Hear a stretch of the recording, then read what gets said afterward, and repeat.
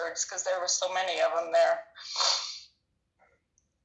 Gardening, canning, cooking, picking asparagus, going on drives up the valley to pick berries, camping, cookouts, and the many cattle drives, listening to music, doing temple work, and fulfilling her church callings, riding her bike around the block, visiting neighbors and friends, and traveling to visit family near and far, while always curious and passionate to know, to gain knowledge every chance she had. Mom was truly a remarkable woman that loved unconditionally and accepted everyone she knew like family.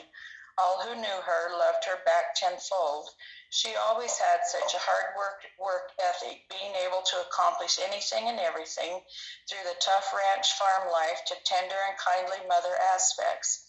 She was an amazing caretaker, ranging from saving and bottle feeding calves to snuggling newborn babies, and always having such grit and determination, yet endless soft hugs and kisses. She always went above and beyond for others. Her daily life was, and the way she led by example, in a direct reflection of her impeccable character and the person that she was. She was unshakable, not because she didn't know pain or setbacks, but just because of her, setbacks, but because she always pushed through and never gave up. The hardest worker, no matter the task. Mom wasn't just beautiful because of her appearance, but also because of the way she chose to live. She embraced all of her gifting, her characteristics to give by others she cared for. Every one of her kindness and strengths. She was fierce when needed to be, but yet such a breath of calm. You knew when you was with Mom or Grandma that everything was going to be okay. If the words Mom or Grandma were defined by her, we are sure she'd say, do what makes you happy. Trust your instincts and believe in yourself. You are capable of more than you think. Be the reason someone feels welcomed, valued, loved, and supported. If there is something you want, strive to get it. Do not let fear hold you back. Work hard and be thankful. Change the things you can and let go of the things you can't. Help others in need. Yes, you're going to fall, but always learn and stand again. Protect your heart, but recognize when to let go. Reminisce in the good times while looking ahead. You'll never get the same moment twice, so cherish it all. Cry hard, laugh harder, and when you love, love with everything you've got. Mom was preceded in death by her husband, Lorenzo von Jensen, son, Neil Arnold Jensen, parents, Alma Clint and Maud Bernice Fairbanks Buxton, brother Clint Brooks Mary Buxton, sister Bernice James Merrill McAfee, daughter-in-law Lori C. Jensen, son-in-law Stan Blattner, and grandchildren Kellen Marie Acorn and Shasta Marie Acorn. Her beautiful life will forever be cherished by those she is survived by. Her brother Boyd Marlin, Nada Buxton, son Stanley Jensen, son Javon and Deanne Jensen, daughter Coralee and Kurt Acorn, daughter Carolyn Blattner, brother-in-law Jack Diana Jensen, 19 grandchildren, 50 great-grandchildren, and 3 great-great-grandchildren.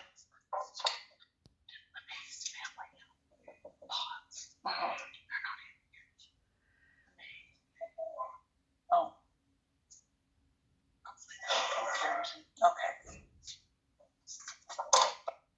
Okay, we're going to share some memories of Darlene. From Boyd and Nada Buxton and family, Daryl. I have often thought how grateful I am to have such a wonderful aunt. She always showed me so much love, kindness, and caring for family and others. Darlene made the world a better place. I will miss Aunt Darlene. I hope Vaughn and Darlene are celebrating their reunion with family. Lene. This is Lene, Boyd and Nada's Lene. Darlene brought so much joy to everyone around her. Darlene's love, compassion, kindness, and gentle soul is a blessing to all. She will be missed. Linda. I love Darlene. She was a safe place in the world of much chaos. Even in her own world there was chaos, but she always was always kind and loving. The world and I will miss her. Alan. Darlene was very welcoming and kind.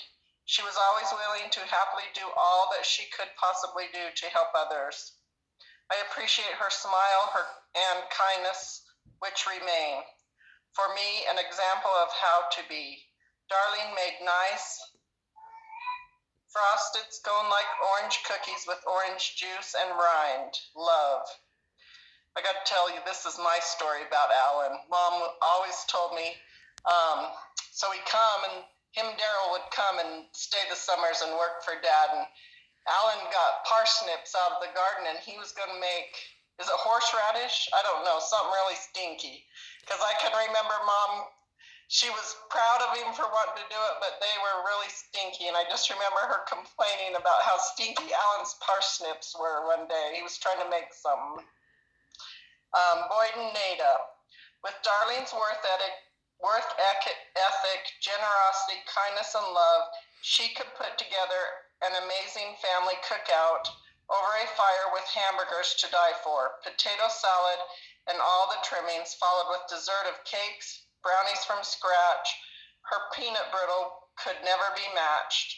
Darlene came to Washington, D.C., and with curiosity and excitement investigated every memorial museum, even walked the edge of rain-swollen rivers. Darlene meant so much to our family. Lene. Okay, so this must be your Lene. It says Lene Alder, but I'm sure this is Jay's Lene. Although I have many memories,